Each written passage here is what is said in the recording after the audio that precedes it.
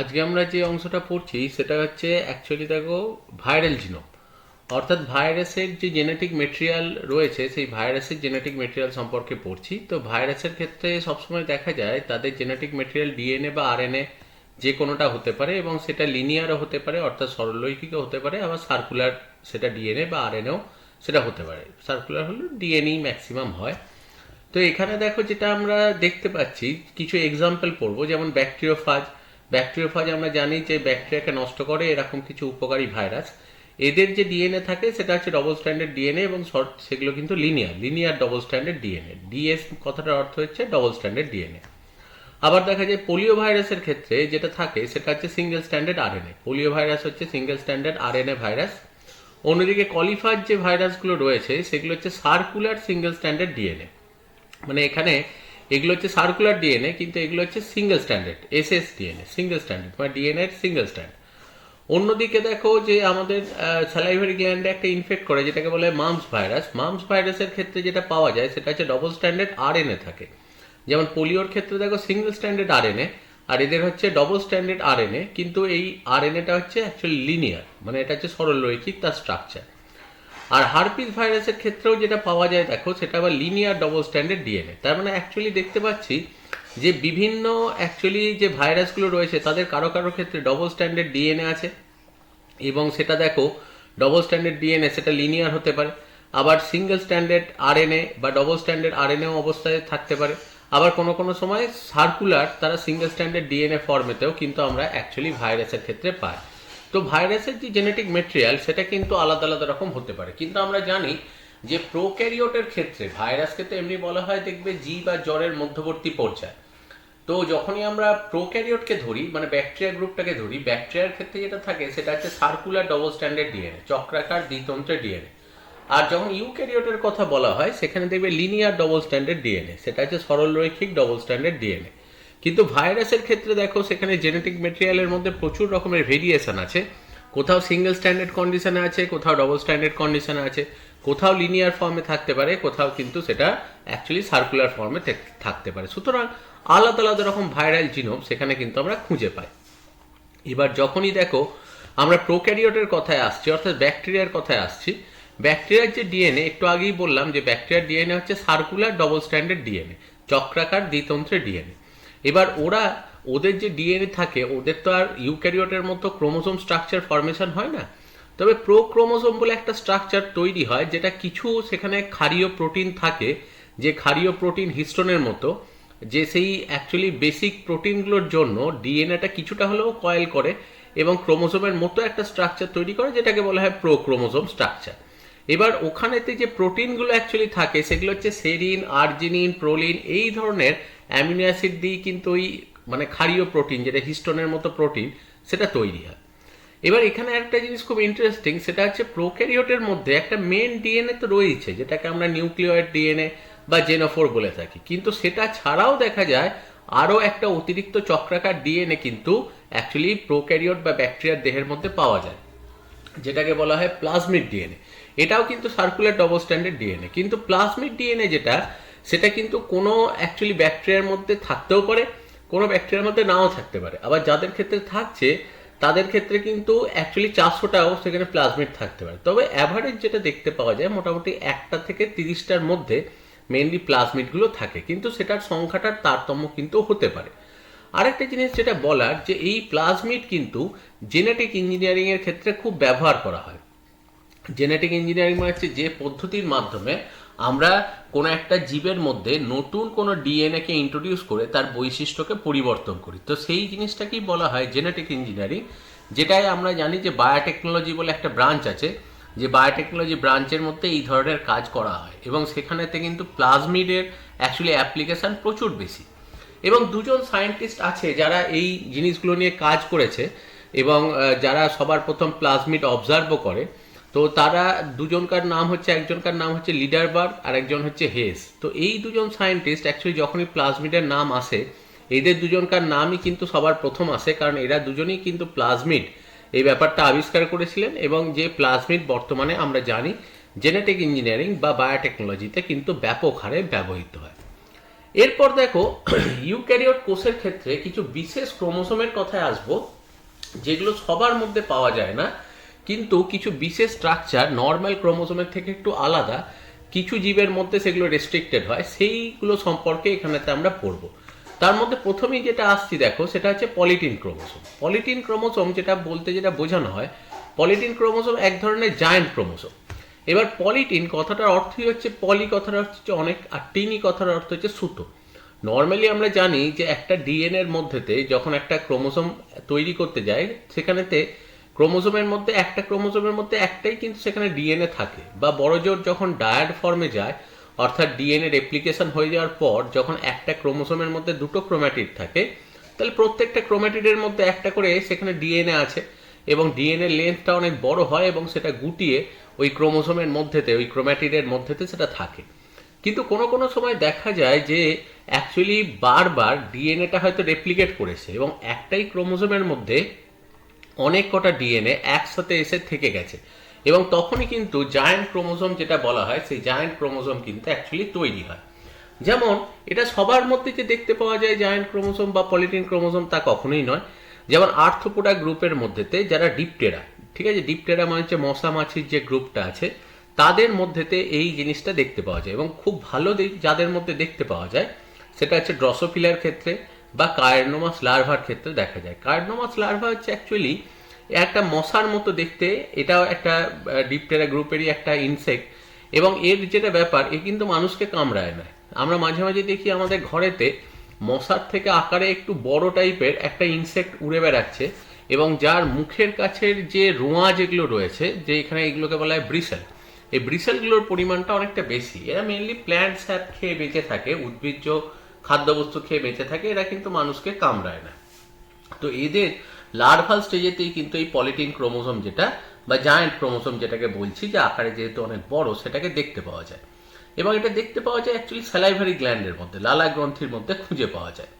এবং সব থেকে বেশি যেটা হয় সেটা হচ্ছে সিয়ারা। সিয়ারা বলে একটা ইনসেক্ট আছে, তাদের ম্যালপিজিয়ান টিউবিউলসের মধ্যেও এটাকে পাওয়া যায়, মানে রেচন নালী, এটা এদের ম্যালপিজিয়ান টিউবিউলদের এক্সক্রিটরি অর্গান। এটা ছাড়াও ট্রাকিয়া বা ইন্টেস্টাইনের মধ্যেও এটা পাওয়া যায়, তবে ম্যাক্সিমাম ক্ষেত্রেই স্যালাইভারি গ্ল্যান্ডের মধ্যে দিয়ে এটা পাওয়া যায় এই জায়ান্ট ক্রোমোসোম। জায়ান্ট ক্রোমোসোমের অ্যাকচুয়ালি বা পলিটিন ক্রোমোসোমের কনসেপ্ট হচ্ছে যে কোনো সময় প্রোটিন এক্সেসিভ তৈরি করার জন্য, যেমন আমরা দেখি যে অনেক ক্ষেত্রে ইনসেক্টরা পিউপা দশায় যায়, যেমন অ্যাকচুয়ালি সিল্ক ওয়ার্মের ক্ষেত্রে, রেশম মথের ক্ষেত্রে যখন ওরা পিউপা দশায় যায়, তখন লার্ভা ওর চারপাশেতে একটা গুটি তৈরি করে, এবং যে গুটিটা তৈরি করছে সেটা কিন্তু প্র্যাকটিক্যালি তৈরি করে যেটা, সেটা হচ্ছে তার লালার মাধ্যমে, এবং সেই লালাটাই কিন্তু যখন দেহের বাইরের দিকে যায়, তখন সেটাই হাওয়াতে শুকিয়ে শক্ত হয়ে সুতোর মতো স্ট্রাকচার তৈরি করে। এবার সেই টাইমটাতে দেখো তার স্যালাইভারি গ্ল্যান্ড থেকে প্রচুর পরিমাণে স্যালাইভা তৈরি করতে হয়। এবার এত পরিমাণে যে স্যালাইভা প্রোডাকশন হচ্ছে, কারণ স্যালাইভারি গ্ল্যান্ড থেকে ওই যে সুতো তৈরির যে প্রোটিন যেটা থাকে, সেখানে দুটো প্রোটিন থাকে, একটার নাম হচ্ছে ফাইব্রোইন আর সেরিসিন। এবার নর্মাল সেলের পক্ষে কখনোই সম্ভব হয় না যে এত হিউজ পরিমাণ ফাইব্রোইন বা সেরিসিন প্রোডাকশন করা। তো সেই কারণে সেই সময় তাদের দেহের স্যালাইভারি গ্ল্যান্ডগুলোতে দেখা যায় যে পলিটিন ক্রোমোসোম ফর্ম করে, মানে সেখানেতে পরপর পরপর ডিএনএ কপি হয়ে যায়, কিন্তু সেলগুলো ডিভাইড করে না। যার জন্য দেখা যায় যে যেখানেতে নর্মাল একটা ক্রোমোসোমেতে হয়তো একটা, মানে নর্মাল ক্রোমোসোমেতে একটা ক্রোম্যাটিড থাকে, বা যখন হয়তো অ্যাকচুয়ালি কোনো সময় ডিএনএটা কপি হয়ে গেছে, অর্থাৎ ডায়াড স্টেজেতে গেছে, তখন একটা ক্রোমোসোমের মধ্যে বড় জোর যেটা থাকতে পারে সেটা হচ্ছে দুটো ক্রোম্যাটিড থাকতে পারে। কিন্তু এখানে দেখা যায় যে পরপর পরপর ডিএনএ কপি হতে হতে দেখা যায় যে দুটোর জায়গায় সেখানে হয়তো 1000টা ক্রোম্যাটিড তৈরি হয়ে আছে, মানে একটা ক্রোমোসোমের মধ্যেই 1000টা ক্রোম্যাটিড। এবং এটা এক্সেপশনালি, এটা সেই লাইফের সাইকেলের সেই স্টেজটার সময় এটা থাকে, তারপর কিন্তু এটা আবার ডিস্ট্রয় হয়ে যায়। তো সেই সময় ক্রোমোসোমটার আকারটা নর্মাল ক্রোমোসোমের থেকে অনেক আকারে বড় হয়ে যায়, এবং তারা কি করছে যে সাময়িকভাবে হিউজ পরিমাণে কোনো একটা প্রোটিনকে সিনথেসিস করছে, এবং যেটার ফলেই তারা হয়তো এই রেশম যে গুটি যেটা সেটা তৈরি করতে পারছে, বা লার্ভাল স্টেজে প্রত্যেকটা ইনসেক্টই হিউজ পরিমাণে খাবার খায়, তো সেটাকে ডাইজেস্ট করার জন্য প্রচুর এনজাইম দরকার লাগে, সেই এনজাইমগুলো কিন্তু ওই সময় তৈরি হয়। বা আমরা দেখি যে মাকড়সার ক্ষেত্রে তাদের যে স্যালাইভারি গ্ল্যান্ড, সেই স্যালাইভারি গ্ল্যান্ডের সিক্রিশন দিয়ে তারা কিন্তু জাল তৈরি করে, সুতরাং সেই সময় তাদের স্যালাইভারি গ্ল্যান্ডের মধ্যে ওই হিউজ অ্যামাউন্ট স্যালাইভা প্রডিউস করার জন্য তত্ত্বের ক্ষেত্রেও কিন্তু পলিটিন ক্রোমোজোমের মতো বা জায়ান্ট ক্রোমোজোম যে স্ট্রাকচারগুলো বলছি সেগুলো কিন্তু ফর্মেশন হয়। এবার সবার প্রথম এই পলিটিন ক্রোমোজোম সম্পর্কে যে সায়েন্টিস্ট এটাকে বলে বা যে সায়েন্টিস্ট এটা ডিসকভার করেছিল তার নাম হচ্ছে বলবিয়ানি। সেটা হচ্ছে 1881-এ সে সবার প্রথম মাইক্রোস্কোপের তলায় এই পলিটিন ক্রোমোজোম স্ট্রাকচারটা অবজার্ভ করে এবং সেটাকে এক্সপ্লেন করে। এবং এটা যেহেতু মেনলি স্যালাইভারি গ্ল্যান্ডের মধ্যেই পাওয়া যায় সেই জন্য এই ক্রোমোজোমটাকে অনেক সময় স্যালাইভারি ক্রোমোজোমসও বলা হয়। নর্মালি অ্যাকচুয়ালি আমরা যখন ইনসেক্টের মধ্যেতে দেখি যে ক্রোমোজোম নাম্বার ড্রসোফিলাতে, তো ড্রসোফিলার ক্ষেত্রে প্রথম দেখো এটা দেখা গেছিল এবং পরে কায়রনোমাসের ক্ষেত্রেও এটা পাওয়া যায়। তো নর্মাল ড্রসোফিলার ক্রোমোজোম নাম্বার 2n সমান হচ্ছে 8। এবার নর্মালি দেখা যায় যে একটা ক্রোমোজোমের মধ্যে যে ডিএনএ অ্যামাউন্টটা থাকে, নর্মালি একটা ক্রোমোজোমে যে অ্যামাউন্ট ডিএনএ থাকে তার লেন্থ হয় 7.5 মিউএম। কিন্তু যখন পলিটিন ক্রোমোজোম ফর্ম করে তখন সেই ডিএনএ লেন্থটা একটা ক্রোমোজোমে বেড়ে গিয়ে প্রায় 2000 মিউএম হয়ে যায়। তার মানে ডিএনএর কোয়ান্টিটি কিন্তু হিউজ বেড়ে গেছে। কিসের জন্য? যাতে ডিএনএর ক্যাপাবিলিটি বাড়ে, ডিএনএ থেকে আরএনএ প্রোডাকশন রেটটা বাড়ে এবং আরএনএ থেকে প্রোটিন প্রোডাকশন রেটটাও সেটাও কিন্তু প্যারালালি বাড়তে থাকে। এবং এই পদ্ধতিতে যখন কনস্ট্যান্টলি দেখো ডিএনএ কপি হয়ে যাচ্ছে, ডিএনএ রেপ্লিকেশন হচ্ছে, কিন্তু না তো ক্যারিওকাইনেসিস হচ্ছে, না নিউক্লিয়াসের ডিভিশন হচ্ছে, না সাইটোকাইনেসিস হচ্ছে। তো সেই ঘটনাকে যখন দেখা যায় যে নিউক্লিয়ার ডিভিশন বা সাইটোপ্লাজমিক ডিভিশন হচ্ছে না, কিন্তু কনস্ট্যান্টলি ভেতরে ভেতরে ডিএনএ রেপ্লিকেশনের হয়েই যাচ্ছে এবং ডিএনএর কোয়ান্টিটি কিন্তু সেলের ভেতর বেরিয়ে যাচ্ছে, সেই মেথডটাকে বলা হয় এন্ডোমাইটোসিস। সুতরাং পলিটিন ক্রোমোসোম যে ফর্মেশন সেটা কিন্তু এন্ডোমাইটোসিসের মাধ্যমেই হয়। এবং দেখা যায় আস্তে আস্তে সেই পলিটিন ক্রোমোসোমগুলো যখনই দেখো ডিএনএ কপি হচ্ছে তাহলে সেই ক্রোমোসোমগুলো কিন্তু আকারে অনেক বড় হতে থাকে। এবার তোমার মনে হবে যে কেন ডিএনএ রেপ্লিকেশন হচ্ছে অথচ সেখানে ক্যারিওকাইনেসিস হচ্ছে না বা সাইটোকাইনেসিস হচ্ছে না। সেটার কারণ সেটা অ্যাকচুয়ালি যে এখানে একটা স্পেশালাইজ স্ট্রাকচার তৈরি হয় যেটাকে বলা হয় ক্রোমোসেন্টার। যখনই কোনো সময় ডিএনএর কোয়ান্টিটি বাড়ানোর প্রয়োজন হয় তখন দেখা যায় যে এই ড্রসোফিলাই বলো বা কায়রনোমাস বলো, তারা নিজেদের বডির ভেতরেতে কিছু জেলি লাইক সাবস্টেন্স তৈরি করে এবং সেই জেলি লাইক সাবস্টেন্সটার মাধ্যমে তারা প্রত্যেকটা ক্রোমোসোমকে অ্যাকচুয়ালি একটা কমন জায়গাতে আটকে রেখে দেয়। এবং এই কমন জায়গায় যেখানে এই সবকটা ক্রোমোসোম আটকে আছে, দেখো এই যে দেখাচ্ছে যেমন এটা ক্রোমোসোম নাম্বার 2, এটা ক্রোমোসোম নাম্বার 3, এটা ক্রোমোসোম নাম্বার 4, এটা এক্স ক্রোমোসোম, দেখো একটা কমন জায়গাতে সবাইকে আটকে রেখে দিয়েছে এবং এই রিজিয়নটাকেই বলছে ক্রোমোসেন্টার। এবার এর জন্য যে ব্যাপারটা হয় সেটা হচ্ছে নর্মাল একটা টাইমের পর পর ডিএনএ কিন্তু ন্যাচারালি রেপ্লিকেট হয়ে বাড়ে, কিন্তু যেহেতু সবকটা ক্রোমোজোম একটা জায়গাতে আটকানো আছে সেই জন্য কখনোই কিন্তু ক্রোমোজোমগুলো মেটাফেজিক প্লেনেতে সাজানো হচ্ছে না, যার ফলে অ্যানাফেজ স্টেজে যে ক্রোমোজোমগুলো সেপারেশন হবে সেটাও হতে পারছে না। কারণ অ্যাকচুয়ালি পেয়ারিং যেটা ক্রোমোজোমাল পেয়ারিং যেটা, যে হোমোলোগাস ক্রোমোজোমগুলো পাশাপাশি আসার কথাই বলা হোক বা কোনো সময় যখন এমনি মাইটোসিস সেল ডিভিশন হয় তখন সেক্ষেত্রে দেখো যে অ্যাকচুয়ালি ক্রোমোসোমগুলো মেটাফিজিক প্লেটের মধ্যেতে পরপর সাজানো হওয়ার কথাই বলা হোক, সেগুলো কোনোটাই হয় না। তাহলে ন্যাচারালি কি, যেহেতু সেই প্রসেস হচ্ছে না তাহলে সেখানে মেটাফেজ অ্যানাফেজ কিছুই চলছে না, অথচ সময়ের সাথে সাথে ডিএনএ কিন্তু কপি হয়েই যাচ্ছে, ডিএনএর কোয়ান্টিটি বেরিয়ে যাচ্ছে। তার ফলস্বরূপ যেটা হচ্ছে যে এক একটা সেলের মধ্যেই ডিএনএর অ্যামাউন্টটা হিউজ পরিমাণে বেড়ে যাচ্ছে এবং ডিএনএর অ্যামাউন্ট বাড়ার জন্যই তার প্রোটিন সিনথেসিস রেট সেটাও কিন্তু ন্যাচারালি বেড়ে যাচ্ছে।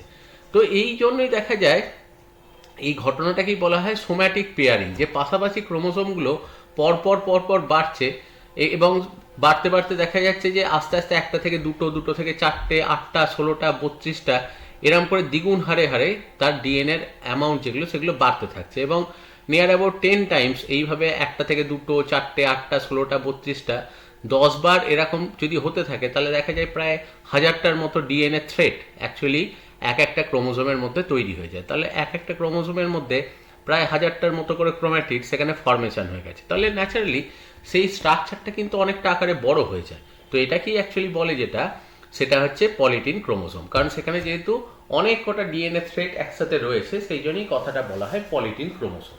এবার পলিটিন ক্রোমোজোমের মধ্যে যে অংশগুলো দেখা যায় অ্যাকচুয়ালি ডার্ক রিজিয়ন, যে অংশগুলোকে দেখা যাচ্ছে সেইগুলো হচ্ছে সব সক্রিয় অংশ, যেগুলোকে বলছে ইউক্রোম্যাটিন, আর যেগুলো হালকা থাকে সেগুলোকে অ্যাকচুয়ালি বলা হয় হেটেরোক্রোম্যাটিন। কারণ আমরা আগেই পড়েছি যে ডিএনএ সক্রিয় অংশ নর্মাল অবস্থায় যখন কোষটা যে কোনো সময় ডিএনএ যখন খোলা অবস্থায় থাকে তখন হালকা রঙে রঞ্জিত হয়। কিন্তু যখনই দেখা যায় ও ক্রোমোজোম ফরমেশনে যায়, তখন অ্যাকচুয়ালি সক্রিয় ডিএনএগুলো প্রচণ্ড কনডেন্সভাবে তারা পেঁচিয়ে যায়, যার জন্য ওরা কিন্তু তখন ডিপ রঙে রঞ্জিত হয়। তাহলে এটা যেহেতু ক্রোমোজোম স্ট্রাকচার, সেই জন্য ইউক্রোম্যাটিনগুলো কিন্তু ডিপ রং হবে, আর হেটেরোক্রোম্যাটিন যেগুলো সেগুলো কিন্তু হালকা রং হবে। তো এই স্ট্রাকচার অ্যাকচুয়ালি ডার্ক ব্যান্ড এবং লাইট ব্যান্ড সেখানেতে আমরা দেখতে পাই। এবার অ্যাকচুয়ালি দেখো যে এখানকার কিছু কিছু প্রোটিন, কারণ এই গোটা ডিএনএর সব প্রোটিন তো আর তার গাদা তৈরি করতে হয় না। পার্টিকুলারলি যে প্রোটিনটা দরকার হয় সেটা হচ্ছে স্যালাইভারি গ্ল্যান্ডের যে প্রোটিনটা, সেটা ধরো যেমন আমি বলছি যে যদি রেশম মত হয় সেখানেতে ফাইব্রোইন, সেরিসিন, এই প্রোটিনগুলো একটু হিউজ কোয়ান্টিটিতে তৈরি হতে হয়। তো ন্যাচারালি দেখা যায় যে পোর্শনেতে ওই ডিএনএটা আছে সেই পোর্শনটা অ্যাকচুয়ালি খুলে যায়, মানে ও অ্যাকচুয়ালি ফাইব্রোইন বা সেরিসিন উৎপাদন হবে যে জায়গাটা থেকে, সেই জায়গার ডিএনএ যেটা সেটা লুজ হয়ে যায়। তার জন্য ওই জায়গাটা একটা মানে তুলোর মতো বা কিছুটা সেই পাউডারের যে পাফ বা পাউডার মাখার জন্য যে দেখবে যে একটা জিনিস পাওয়া যায় যেটা দিয়ে পাউডার মাখা হয়, ঠিক তার মতোই দেখতে লাগে। তো সেই জন্যই ওই রিজিয়নটাকে বলা হয় যেটা, সেটা হচ্ছে ক্রোমোসোমাল পাফ, মানে ওখানকার ডিএনএটা খুলে গেছে এবং ওখান থেকে আস্তে আস্তে আরএনএ প্রোডাকশন হচ্ছে এবং সেখান থেকে হিউজ কোয়ান্টিটিতে প্রোটিন যেটা সেটাও কিন্তু প্রোডাকশন হবে। এবং সেই অংশটাকে মাইক্রোস্কোপের তলায় দেখে মনে হয় যেন যে যেমন আঙুলের মধ্যে আংটি পড়ে থাকলে যেমন হয়, মনে হয় যেন যে ক্রোমোজোমের ওই রকমই ক্রোমোজোমের একটা অংশ খুলে যাওয়ার জন্য দেখে ওটাকে আংটির মতো দেখতে মনে হয়। তো অ্যাকচুয়ালি বলবিয়ানি যেহেতু এটা প্রথম আবিষ্কার করেছিল, সেই জন্য তার নাম অনুসারেই এই গঠনটাকে নাম দেওয়া হয় যেটা, সেটা হচ্ছে বলবিয়ানি রিং, এই ক্রোমোজোমাল পাফ যে অঞ্চলটাই থাকে। এবার দেখো অ্যাকচুয়ালি ঠিক এই রকম টাইপের, মানে মাইক্রোস্কোপের তলাতে এই রকম টাইপের দেখতে লাগে, মানে এইটা হচ্ছে নর্মাল ক্রোমোজোম যেগুলো সেগুলো, আর ওই যে জায়গায় ক্রোমোজোমাল পাফিংগুলো হয়েছে এই রকম টাইপের দেখতে লাগছে, এবং এটাকে বলছে বলবিয়ানি রিং। এবার এই অ্যাকচুয়ালি দেখো যে পলিটিন ক্রোমোসোমের সিগনিফিকেন্স কি, কারণ লার্ভা স্টেজেতে প্রচুর খাবার খায়, কারণ এরপরে পিউপা স্টেজেতে ইনসেক্টের লার্ভারা কিন্তু সেরকম খাবার খায় না। তো সেই জন্য দেখো ফুড ডাইজেশনের জন্য যে এনজাইম দরকার হয় সেটা তৈরি করে, প্লাস হচ্ছে এন্ডোরেপ্লিকেশন পদ্ধতিতে দেখো ডিএনএর কোয়ান্টিটি বাড়িয়ে নেয়, তার জন্য দেখা যায় যে যে কোনো রকম প্রোটিন সিনথেসিস রেট যেটা সেটা প্রচণ্ডভাবে বাড়তে পারে। সব থেকে বেশি অ্যাকচুয়ালি বড় আকৃতির পলিটিন ক্রোমোসোম যার মধ্যে দেখতে পাওয়া যায় সেটা হচ্ছে অ্যাক্সিউরাস। অ্যাক্সিউরাস এই ইনসেক্টার ক্ষেত্রে পলিটিন ক্রোমোসোমের আকার কিন্তু সব থেকে বড় হয়। এবার পলিটিন ক্রোমোসোম নিয়ে স্টাডি করার পেছনে কারণ হচ্ছে দেখো এটা এভলিউশন বুঝতে হেল্প করে, যে কোন ধরনের ইনসেক্ট থেকে কোন ধরনের ইনসেক্টের ডেভেলপমেন্ট হয়েছে সেটা বুঝতে হেল্প করে।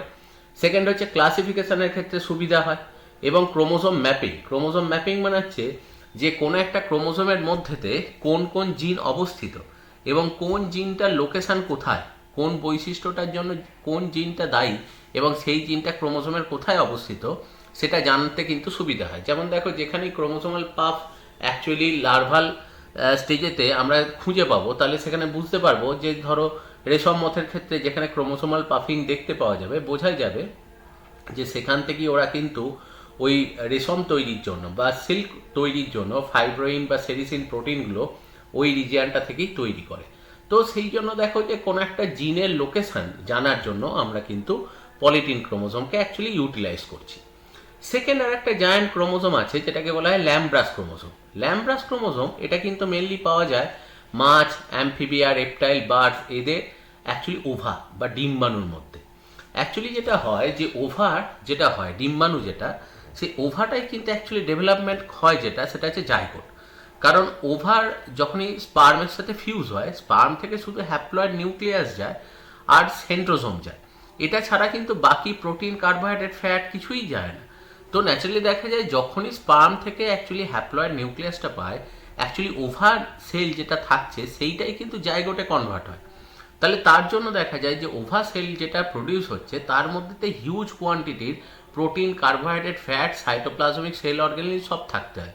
তাহলে একটা নর্মাল সেলের পক্ষে একটা হিউজ অ্যামাউন্টে দেখো সেল প্রডিউস করা মানে সেটা কিন্তু খুব কষ্টকর। এবং একটা জিনিস মানে মনে রাখবে যে আমরা মুরগির যে ডিম যেটা খাই, অর্থাৎ পাখির যে ডিম যেটা রয়েছে সেইটা কিন্তু একটা ওভা, অর্থাৎ একটা আমরা জানি যে নর্মাল একটা সেলকে খালি চোখে দেখা যায় না, অথচ একটা হ্যাপ্লয়েড সেল যেটা ডিম্বাণু বা ওভা যেটাকে বলছি সেটা দেখো মুরগির ডিম, মানে সেটা খালি চোখে তো দেখাই যাচ্ছে, তার সাথে সাথে তার মধ্যে হিউজ পরিমাণে প্রোটিন, কার্বোহাইড্রেট, ফ্যাট সেগুলো সব স্টোর রয়েছে। তো সেই জন্য দেখবে অস্ট্রিচ এগকে অ্যাকচুয়ালি বলা হয় লার্জেস্ট সেল। তাহলে ভেবে দেখো যে একটা নর্মাল সেলকে খালি চোখে দেখা যায় না, কিন্তু ওভার আকার এতটা বড় হচ্ছে, তার মানে তাকে অবভিয়াসলি প্রচুর পরিমাণে প্রোটিন, কার্বোহাইড্রেট, ফ্যাট সেগুলো সমস্ত স্টোর করতে হয়। তো সেই জন্যই দেখা যায় মাছের ক্ষেত্রে, অ্যাম্ফিবিয়ার ক্ষেত্রে, রেপটাইলসের ক্ষেত্রে, বার্ডসের ক্ষেত্রে ডিম অনেক বড় হয়। এবার ম্যামেলসের ক্ষেত্রে কি হয়, ম্যামেলসের তো অ্যাকচুয়ালি তারা তো ওভিপেরাস নয়, তারা তো ডিম পারে না। তাদের ক্ষেত্রে এগ যেটা থাকে সেটা মায়ের বডির মধ্যেই থাকে এবং প্লাসেন্টা ফর্মেশন হয়, সেখান থেকে সে খাবার পায়। কিন্তু বাকিদের ক্ষেত্রে যেটা হয় সেটা হচ্ছে যখন ওভা প্রোডাকশন হয়, সেই ওভার মধ্যেতেও একটা জায়ান্ট ক্রোমোসোম প্রডিউস হয়। যে জায়ান্ট ক্রোমোসোমের ফাংশন হচ্ছে ওভার মধ্যেতে প্রচুর পরিমাণে তারা প্রোটিন সিনথেসিস করে, এবং সেই যেহেতু প্রচুর পরিমাণে প্রোটিন সিনথেসিস করে সেখানেও একটা জায়ান্ট ক্রোমোসোম তৈরি হয়, এবং এটা মেনলি পাওয়া যায় প্রোফেজ ওয়ান। প্রোফেজ ওয়ানের অ্যাকচুয়ালি ডিপ্লোটিন যে স্টেজ থাকে মিওসিস সেল ডিভিশনের, সেই স্টেজেতেই ল্যাম্ব্রাস ক্রোমোসোম পাওয়া যায়। এবং ল্যাম্ব্রাস ক্রোমোসোমের অ্যাকচুয়ালি যেটা তার স্ট্রাকচার যেটা হয় সেটা হচ্ছে 20 মিউএম বাই 1000 মিউএম, মানে হচ্ছে 20 মিউএম হচ্ছে চওড়া, আর লম্বায় যেটা হয় সেটা হচ্ছে 1000 মিউএম। তাহলে বুঝতেই পারছো নর্মাল একটা ক্রোমোসোমের লেন্থ আগেই আমরা দেখলাম 7.5 মিউএম মতো হয়। তাহলে বুঝতেই পারছো লম্বা চওড়া দুদিকেই কিন্তু ক্রোমোসোমটা অনেকটা বেড়ে যাচ্ছে। এবার সবার প্রথম অ্যাকচুয়ালি ফ্লেমিং বলে একজন সায়েন্টিস্ট 1882 মানে পলিটিন ক্রোমোসোম আবিষ্কারের 1 বছর পর সেখানে অ্যাম্ফিবিয়ান উসাইট, যে অ্যাকচুয়ালি অ্যাম্ফিবিয়ার যে ডিম্বাণু, সেখানেতে এই জিনিসটা খুঁজে পায়। এবং সব থেকে বড় আকারের এখন অবধি যে ল্যাম্ব্রাস ক্রোমোসোম খুঁজে পাওয়া গেছে সেটা হচ্ছে ট্রাইটুরাস বলে একটা অ্যাম্ফিবিয়া হয়। এই ট্রাইটুরাস বা এই ধরনের অ্যানিম্যালগুলো আমাদের এখানে খুব একটা এই অ্যাম্ফিবিয়াগুলো পাওয়া যায় না, এগুলো মেনলি নিউজিল্যান্ডের রিজিয়নেতে, নিউজিল্যান্ডে খুব বেশি পাওয়া যায়। তো তার দেখো অ্যাকচুয়ালি যে ল্যাম্ব্রাস ক্রোমোসোম যেটা রয়েছে তার যে থিকনেস সেটা হচ্ছে 5900 মিউএম। তার মানে বুঝতেই পারছো যে নর্মাল ক্রোমোসোমের থেকে হিউজ আকৃতিতে হয়। এবার এখানে যে ব্যাপারটা, এখানেতে যখন ল্যাম্ব্রাস ক্রোমোসোম হয়, ল্যাম্ব্রাস এই জন্য বলে কারণ এদের দেখা যায় যে দেখো ক্রোমোসোম যে দুটো রয়েছে, ধরো সেই এখানেতে ওই সিস্টার ক্রোম্যাটিড দুটো রয়েছে সেখানে তো আছেই, সেইখান থেকে চারপাশেতে লুপের মতো বেরিয়ে গেছে। এবার যদি এগুলোকে বড় করে দেখা যায় তাহলে এখানে ব্যাপারটা হচ্ছে পলিটিন ক্রোমোসোমে যেমন ছিল দেখো যে মাঝখান দিয়ে অ্যাকচুয়ালি ক্রোমোসোম যেটা ক্রোমোসোমটা তার রয়েছে, যেখানে যেখানে যে প্রোটিনটা তৈরি করতে হচ্ছে, যেমন অ্যাকচুয়ালি দেখো স্যালাইভারি গ্ল্যান্ডের যখন আমরা পড়লাম রেশম মথের, তাহলে তাদের কিন্তু স্যালাইভারি গ্ল্যান্ড থেকে শুধু ফাইব্রোইন সেরিসিন প্রোটিনটাই এক্সেসিভ তৈরি করতে হয়, বাকি কিন্তু কোনো প্রোটিন তৈরি করার তার দরকার নেই। সেই জন্য বলবিয়ানি রিং যেটা বলা হয় বা ক্রোমোসোমাল পাফ যেটা, সেটা গোটা ক্রোমোসোমের একটা বা দুটো পজিশনেই কিন্তু তৈরি হয়। কিন্তু যখন আমরা দেখো যে ডিম্বাণুর কথায় আসছি, যে ওভা সেখান থেকে ডেভেলপ হবে, এবং ওভা একটা সেল যেটা নর্মাল সেলের থেকে আকারে অনেক বড়, তাহলে তখন কিন্তু সেই ওভার ক্ষেত্রে পার্টিকুলারলি একটা প্রোটিন দরকার এমন নয়, তার মধ্যে সব প্রোটিনই কিন্তু অনেক বেশি পরিমাণে দরকার। সেই কারণে দেখা যায় গোটা ক্রোমোসোমটা জুড়েই, গোটা এন্টায়ার ক্রোমোসোমটা জুড়েই কিন্তু সেখানে ওই ক্রোমোসোমাল পাফিং তৈরি হয়। এবার গোটা ক্রোমোসোম জুড়েই যদি ক্রোমোসোমাল পাফিং হয় তাহলে দেখো এখানে তো দেখাচ্ছে যে অ্যাকচুয়ালি যে ল্যাম্ব্রাস ক্রোমোসোম যেগুলো রয়েছে, ধরো ওই হোমোলোগাস ক্রোমোসোমগুলো পাশাপাশি রয়েছে, সমসমস্ত ক্রোমোসোমগুলো, একটা ক্রোমোসোমকে যদি বড় করে দেখো তাহলে সেইখানে দেখবে যে মাঝখান দিয়ে মেন ক্রোমোসোমটা গেছে, এবং হেটেরোক্রোম্যাটিনগুলো কিন্তু এই মাঝে মাঝেতে নিষ্ক্রিয় অবস্থাতেই রয়েছে। ইউক্রোম্যাটিনগুলো সবকটাই কিন্তু খুলে গিয়ে ডিএনএগুলো দুটো সাইডেই দেখো ছড়িয়ে গেছে। তার জন্য জিনিসটা দেখে সেই বোতল পরিষ্কার করার যেরকম ব্রাশ হয় সেই রকম টাইপের দেখতে লাগছে। এবার বাইরের দেশেতে চিমনি দেখবে, আমরা জানি যে বাইরের দেশেতে ঠান্ডা হওয়ার জন্য ওখানে বেশিরভাগ মানুষজনেরই বাড়িতে ফায়ার প্লেস থাকে এবং সেখানে রাত্রেবেলাতে আগুন ধরায়। তো সেখানকার যে চিমনিগুলো থাকে সেই চিমনিগুলোর ভেতরেও কিন্তু প্রচুর ঝুল জমে, সেই জন্য ওখানেও ঝুল ঝাড়ার মতো দেখতে একটা বড় আকৃতির ব্রাশ পাওয়া যায় যেটা দিয়ে ওটা পরিষ্কার করা হয়। তো এই গঠনটাকে দেখে সেই বোতল পরিষ্কার করার ব্রাশের মতো বা ঝুল ঝাড়ার মতো কিছুটা দেখতে লাগে। তো সেখান থেকেই ল্যাম্ব্রাস কথাটা এসছে। তার কারণ হচ্ছে এখানে কিন্তু ওই ক্রোমোসোমাল পাফিং যেটা, সেটা শুধু একটা জিনের জন্য অ্যাপ্লিকেবল নয়, ক্রোমোসোমের পরপর সব জায়গাতেই, কারণ সব প্রোটিনই তো বেশি তৈরি করতে হয়। তাহলে ক্রোমোসোমাল পাফিংটা থ্রু আউট দ্য ক্রোমোসোম সেখানে কিন্তু পাওয়া যায়। এবং সেখানে তো দেখো হেটেরোক্রোম্যাটিন পোর্শনগুলো রয়েছে আর ইউক্রোম্যাটিন পোর্শনগুলো সব কিন্তু ওখানে লুপ ফর্ম করেছে এবং এই ইউক্রোম্যাটিনগুলো থেকেই কনস্ট্যান্টলি সেখান থেকে দেখো আরএনএ তৈরি হয়ে যাচ্ছে এবং প্রোটিন তৈরি হচ্ছে, যার জন্য সেলটার ভেতরেতে প্রচুর অ্যামাউন্টে নর্মাল সেলের থেকে বহুগুণ বেশি সেখানে অ্যাকচুয়ালি কার্বোহাইড্রেট, প্রোটিন, ফ্যাট এগুলো সমস্ত তৈরি হচ্ছে। তার জন্য ওভারঅল সেলটাই কিন্তু নর্মাল সেলের থেকে আকারে অনেক বড় হয়ে যাচ্ছে। তো এই ক্ষেত্রে এই যে গঠনটা যেটা তৈরি হলো, তা সেই গঠনটা কি বলা হয় যেটা, সেটাই হচ্ছে কিন্তু অ্যাকচুয়ালি দেখো যে ল্যাম্ব্রাস ক্রোমোসোম, যেহেতু ল্যাম্ব্রাসের মতো দেখতে।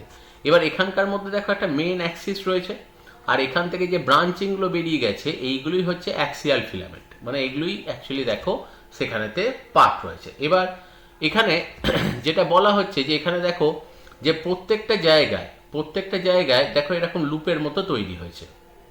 তো ওই অংশগুলো কি বলছে, ক্রোমোমিয়ার এবং লুপ।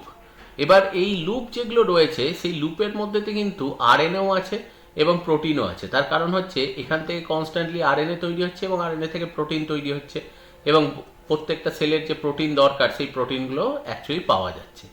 এবার এখানে দু রকম টাইপের লুপ হয়, একটা হচ্ছে আইডিয়াল লুপ আর একটা হচ্ছে স্পেশাল লুপ।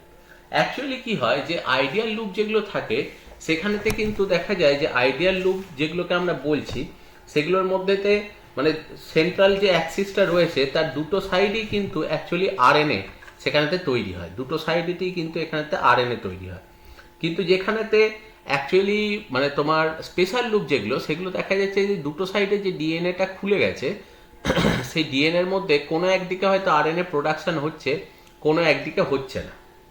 তো এই অ্যাকচুয়ালি জিনিসটা হচ্ছে যে কিছু প্রোটিন হয় যেগুলো খুব হিউজ অ্যামাউন্ট তৈরি হয়, তো সেগুলো কনস্ট্যান্টলি দরকার লাগে এবং সেইগুলোই দেখা যায় যে আইডিয়াল লুপ থেকে তৈরি হয়। আর যেগুলো দেখা যায় যে অতটা বেশি অ্যামাউন্ট হয়তো প্রয়োজন নেই, যে যতটুকু দরকার ততটুকু হলেই হয়, তো সেই ক্ষেত্রে কিন্তু দেখা যায় স্পেশাল লুপ যেগুলো রয়েছে সেখান থেকে যেটুকু ডেভেলপমেন্ট হওয়ার তাতেই কিন্তু সব কাজ যেটা সেটা মিটে যায় এটা।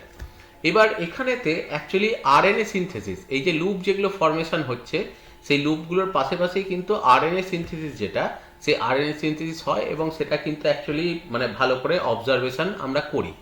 এবার মেনলি যেটা হয় সেটা হচ্ছে দেখো এর যদি সিগনিফিক্যান্স বলা হয়, যে এর যদি গুরুত্ব বলা হয়, সেটা হচ্ছে দেখো ক্রোমোসোমাল স্টাডিতে, যেহেতু জায়ান্ট ক্রোমোসোমাল স্টাডিতে এটা দেখো ব্যবহার করা হচ্ছে, এবং ডিএনএ থেকে আরএনএ এবং আরএনএ থেকে যে প্রোটিন সিনথেসিস হয় সেটাও দেখো এখান থেকে কিন্তু খুব ভালো করে বোঝা যায়। তাহলে এই জিনিসটা কি আমরা যেটা বলছি দেখো সেটা হচ্ছে অ্যাকচুয়ালি ল্যাম্ব্রাস ক্রোমোসোম। এবার এটা ছাড়াও আরও কিছু ক্রোমোসোম স্ট্রাকচার আমরা কিন্তু দেখতে পাই, কিন্তু সেগুলো সমস্ত জীবের মধ্যে দেখা যায় না। এগুলোও কিছু স্পেশাল স্ট্রাকচারের ক্রোমোসোম, কিন্তু সেটা স্পেসিফিক্যাল কিছু জীবের মধ্যে পাওয়া যায় এবং এদের ফাংশনগুলো কিন্তু আননোন। এবং মনে করা হয় যে এভলিউশনের পথেতে যখনই এক ধরনের ডিএনএ নষ্ট হয়ে সেকেন্ড ধরনের কোনো ডিএনএ তৈরি হয়, এরা অ্যাকচুয়ালি ওই রকমই আগেকার নিষ্ক্রিয় যে ক্রোমোসোম বা নিষ্ক্রিয় যে এই ডিএনএ সেইগুলোরই অ্যাকচুয়ালি মানে ক্ষয়প্রাপ্ত অংশ, নিষ্ক্রিয় জিন যেগুলো ছিল সেইগুলোরই অ্যাকচুয়ালি ক্ষয়প্রাপ্ত অংশ হিসেবে এগুলোকে গণনা করা হয়। এবং সেই ক্রোমোসোমগুলির কিছু সম্পর্কে পড়ব, যেমন ট্র্যাডিসক্যান্সিয়া গাছের ক্ষেত্রে দেখা যায় তাদের নর্মাল ক্রোমোসোমের পাশে কিছু এক্সট্রা ক্রোমোসোম দেখা যায়, যেগুলোকে অ্যাকচুয়ালি সুপার নিউমেরিক ক্রোমোসোম বা অ্যাক্সেসরি ক্রোমোসোম বা বি ক্রোমোসোম বলা হয়। এদের সোম্যাটিক সেল দেহকোষের মধ্যেতে নর্মাল ক্রোমোসোম নাম্বার হচ্ছে 2n সমান হচ্ছে 12, কিন্তু এক্সট্রা আরও 5টা ক্রোমোসোম দেখতে পাওয়া যায়। কিন্তু দেখো প্রথম কথা হচ্ছে এই ক্রোমোসোমগুলোর কোনো ফাংশন নেই, এটা গোটাটাই হেটেরোক্রোম্যাটিনাইজড অবস্থায় থাকে, এখান থেকে কোনো প্রোটিন এরা তৈরি করে না। এবং আরেকটা জিনিস হচ্ছে যে এই যে ক্রোমোসোম যেটা রয়েছে, এই যে অ্যাকচুয়ালি যে এক্সট্রা ক্রোমোসোম, এরা কিন্তু দেখো পেয়ার্ড কন্ডিশনও নেই, একটা তোমার 5টা ক্রোমোসোম, তার মানে তো এটা কোনো পেয়ারিংও হচ্ছে না। তাহলে এই ধরনের ক্রোমোসোমগুলোর আলাদা করে কিন্তু কোনো সিগনিফিক্যান্সই নেই, ওটা থাকা না থাকা সমানই। কিন্তু যেটা মনে করা হয় যে অ্যাকচুয়ালি যখনই একটা জীব থেকে আরেকটা জীব ডেভেলপ করে তখন সেই ডেভেলপমেন্টের পথেই কিন্তু এইরকম এক ধরনের ক্রোমোসোম যেগুলো সেগুলো নষ্ট হয়ে সেকেন্ড টাইপের ক্রোমোসোম যেগুলো সেগুলো তৈরি হয়। ঠিক সেই রকমই দেখা যায় যে আর একটা জিনিস যেটা বলা হচ্ছে সেটা হচ্ছে লিমিটেড বা এল ক্রোমোসোম। এটা অ্যাকচুয়ালি স্কাইরিডি বলে একটা ডিপটেরা আছে, তার ক্ষেত্রে দেখা যায়। এদের আবার কি হয় যে এটা শুধু গ্যামেটের ক্ষেত্রে দেখা যায়, সোম্যাটিক সেলেতে নয়। গ্যামেটের মধ্যে নর্মাল 8টা ক্রোমোসোম থাকে, তার সাথে দুটো এক্সট্রা এল ক্রোমোসোম থাকে, যে এল ক্রোমোসোমগুলো অ্যাকচুয়ালি শুধুমাত্র দেখো গ্যামেটসের মধ্যেই থাকছে, অন্য কোনো জায়গার মধ্যে এটা কিন্তু থাকছে না। ঠিক সেই রকম ভাবেই দেখো আরেকটা যেটা বলা হচ্ছে স্ফ্যাগনামের ক্ষেত্রে কিছু মাইনিউট ছোট ছোট আকৃতির ক্রোমোসোম দেখতে পাওয়া যায়, যে স্ফ্যাগনামকে দেখবে বলা হয় স্পাইকি বগ মস। তো এটা স্ফ্যাগনাম দেখবে অনেক ক্ষেত্রে নার্সারিতে ইউজ করা হয়। তো এখানকার মধ্যে দেখা যায় কিছু মাইনিউট ক্রোমোসোম বা এম ক্রোমোসোম থাকে। নর্মাল স্ফ্যাগনামের ক্ষেত্রে বাইভ্যালেন্ট অবস্থায় 19টা বড় বড় আকৃতির ক্রোমোসোম থাকে, 19 পেয়ার অ্যাকচুয়ালি ক্রোমোসোম থাকে, কিন্তু দুটো এম ক্রোমোসোমও থাকে। এর কিন্তু কোনো ফাংশন আলাদা করে কিছু নেই। ঠিক সেরকমই দেখো যে নিকোটিয়ানা এইরকম গাছের ক্ষেত্রে দেখা যায় সেখানেতে কিছু মেগা ক্রোমোসোম, মানে 7টা এক্সট্রা মেগা ক্রোমোসোম পাওয়া যায় নর্মাল ক্রোমোসোমের পাশে, এবং সেই ক্রোমোসোমগুলোর আকৃতি হচ্ছে নর্মাল ক্রোমোসোমের প্রায় 15 গুণ বেশি। এবং এই ক্রোমোসোমগুলো হয় দেখা যায় অ্যাসেন্ট্রিক প্রকৃতির হয়, মানে কোনো সেন্ট্রোমিয়ার সেখানে নেই, অথবা পলিসেন্ট্রিক হয়, মানে সেন্ট্রোমিয়ারের সংখ্যা অনেক বেশি হয়। কিন্তু এই ক্রোমোসোমগুলোরও প্র্যাকটিক্যালি কিন্তু কোনো গুরুত্ব নেই। তো এই ধরনের ক্রোমোসোম যেগুলো রয়েছে এগুলো কি বলা হচ্ছে, সেটা হচ্ছে দেখো যে মেগা ক্রোমোসোম, মানে আকারে অনেক বড়। আর অন্যদিকে মেজনার গল ইনসেক্ট, যেটার জন্য দেখা যায় গল ডিজিজ বলে একটা অ্যাকচুয়ালি উদ্ভিদের ক্ষেত্রে রোগ হয়, এবং সেক্ষেত্রে দেখা যায় যে উদ্ভিদের অংশগুলো ফুলে যায়, টিউমারের মতো ফুলে যায়, এবং সেই মানে ফুলে যাওয়ার জন্য সেই অংশগুলোকে ভাঙলেই তার ভেতর থেকে এরকম পোকা বেরিয়ে আসে, সেটা হচ্ছে মেজনার গল ইনসেক্টের জন্য। তো এদের ক্ষেত্রে একটা জিনিস দেখতে পাওয়া যায় যে এদের দেহের মধ্যেতে অ্যাকচুয়ালি মানে এদের মানে দুটো সেলেই, মানে সোম্যাটিক সেলেতেই বলো বা দেহকোষেই বলো, যে উভয় কোষেতেই অ্যাকচুয়ালি দেখা যায় কিছু এস ক্রোমোসোম বলে কিছু ক্রোমোসোম থাকে। আর অন্যদিকে দেখতে পাওয়া যায় যে যেগুলো দেখো অ্যাকচুয়ালি গ্যামেট যেটা রয়েছে সেই গ্যামেটের মধ্যেতে কিছু ই ক্রোমোসোম বলে কিছু স্পেশাল ক্রোমোসোম সেটা কিন্তু অ্যাকচুয়ালি খুঁজে পাওয়া যায়। তো এখানেতে যেটা বলা হচ্ছে যে গ্যামেট মানে সেটা শুধু গ্যামেটের মধ্যেই থাকছে। তো ন্যাচারালি দেখো এস ক্রোমোসোমগুলো সোম্যাটিক সেল গ্যামেট দুটো জায়গায় থাকে, আর ই ক্রোমোসোমগুলো শুধু গ্যামেটে থাকে। এবার মেল ফিমেলে দেখা গেলে যে ফিমেলদের ক্ষেত্রে যেটা হয় সেটা হচ্ছে 12টার মতো এস ক্রোমোসোম থাকে, 36টার মতো ই ক্রোমোসোম থাকে। আর মেলেদের ক্ষেত্রে 6টার মতো এস ক্রোমোসোম থাকে, 42টার মতো ই ক্রোমোসোম থাকে। এই ক্রোমোসোমগুলো একই রকম, এদের আলাদা করে কিন্তু বিরাট কিছু সিগনিফিকেন্স সেক্ষেত্রে অ্যাকচুয়ালি দেখো নেই।